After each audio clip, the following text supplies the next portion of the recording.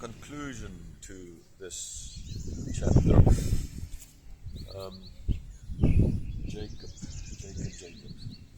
Jacob the deceiver, forced to flee because of his deceiving. Given a promise by God, chosen by God to be the elect, the one to take the line further. Blessed by God, changed by God, and now brought back by God. God shows him favor by his brother meeting him in peace. Jacob then telling his brother that, okay, after his brother said, no, I will protect you, I will go ahead of you, or at least people will protect you. Jacob denying or declining the offer and saying that he can't because small kids and young flock. But he will come there, right? He will come there. And then he built a house, right? And then he buys land, right? Now that clearly does not smell like, I will come there. This smells like, sounds like, seems like, clearly, no, I don't really trust my brother. And I'm not really going down there, not to his stronghold. Okay, in here, yeah, maybe different story. My dad is still alive, he dies, all bad, right? Kind of. Yeah. Esau did forgive him. Esau had no problem with him. Again, we kind of see that Esau is the non-elect, but actually acting more like the elect. And Jacob, he's a deceiver, changed deceiver, but there's still this attitude, this sin in him, right? This deceiving, because he deceived his brother here again. He deceived him here again. I've heard and Christians tell me, lots of Christians, that this attitude of you were born again, and when you were born again, God took away all the sin out of your life. Now there's no more sin in your life. And if you sin still, therefore, then that means that you're not born again. It's extreme, but luckily it does happen. And but here we see Jacob being a deceiver, being changed by God, and then after even his brother making peace with him, still deceiving his brother. There's a lot of change, a lot of good change. He fought with God. God changed the name to Israel. There's a new birth, a new name, a new everything. But still there is the sin left. There is still this remnant of the sin left here in him. So would that then, according to that other logic of people, when you got born again, God takes away all your sin, you're sinless now, would this then hold true here? Does the story of Jacob prove that? No, it disproves it. And Paul in the New Testament writing about this, he will clearly say, but there's still woe is me, right there in chapter 7. Woe is me, and who will set me free from this?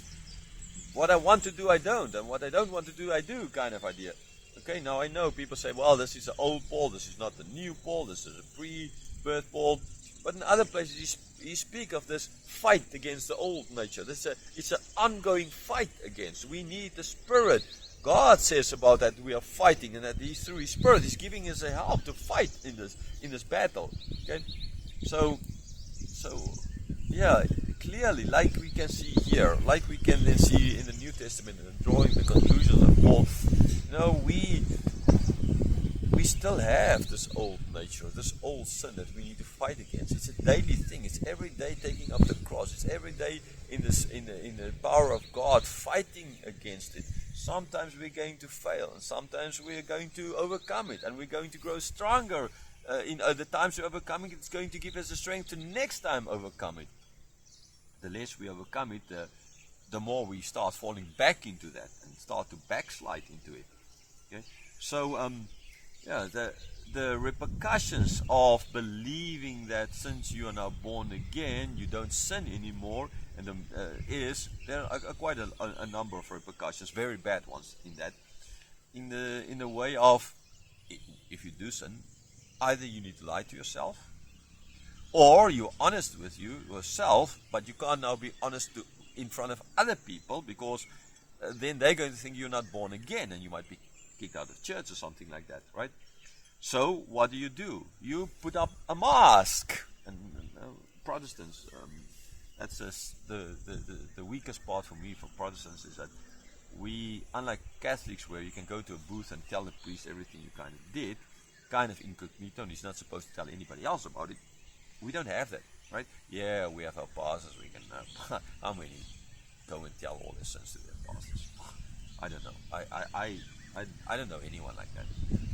And so we put up this mask, and we start living behind the mask. And when someone does sin, it comes out, we're like throwing stones. Yeah, we are throwing rocks at that. Yeah, you are, and kick them out of church, kind of thing. You're not a Christian. You're not born again. You sin.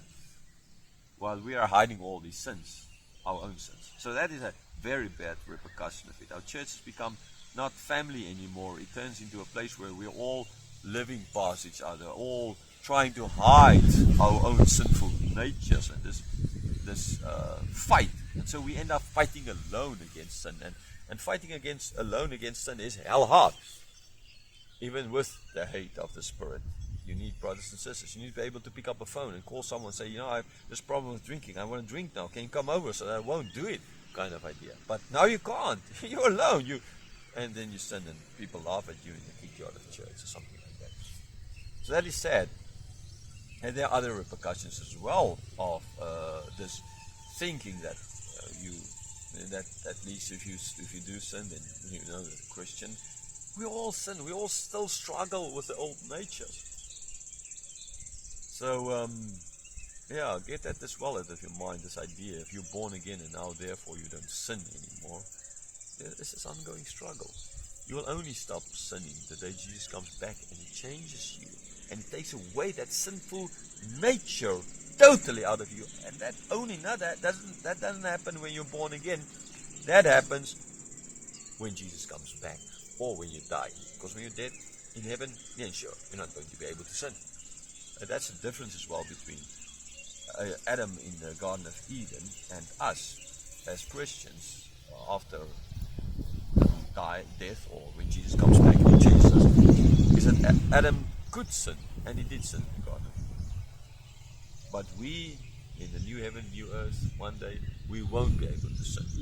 And praise God for that. The fight with the sinful nature, this fight inside Jacob and his deceiving, would only cease fully, right, the day he died.